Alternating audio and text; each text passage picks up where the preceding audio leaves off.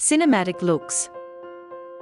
It's a term that still means something today, because it looks really good. Everyone who owns a professional camera, or a mid-range one want to achieve it. You don't really need expensive gears to make your videos look like cinematic, you just need a regular camera, a lens with a high aperture.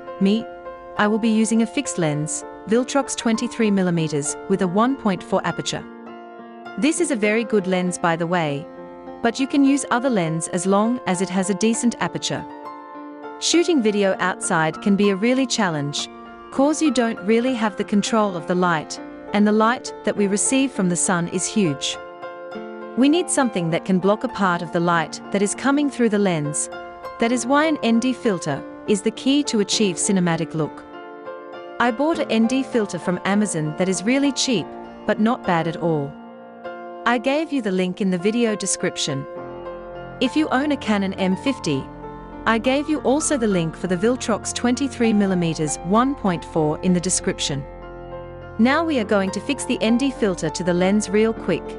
It is a 52mm diameters. Pay attention to that little details. Make sure your ND filter matches the lens that you are going to use with. Last step. You need to have a specific setting before we start shooting your video. 1. You need to change your camera shooting frame rates to 60 frames per second. It is very important. 2nd, you need to push your aperture all the way up, the higher it can be. Mine is a 1.4. I will leave it just like that. 3. You need to change the shutter speed doubled the frame rate or closer. As you won't have a 120 shutter speed with the M50, let's go for 1/25. 4. You can set the ISO to the minimum, that is 100, or you may leave it automatic. The last process is to adjust your ND filter that would suit your light situation. Thank you for watching the video.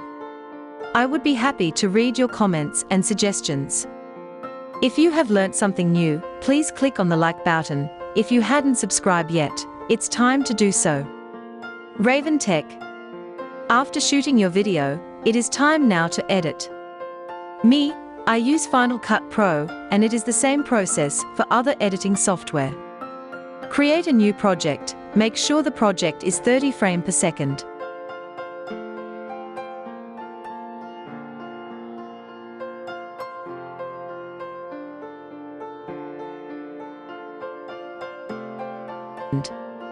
Import your videos to the timeline.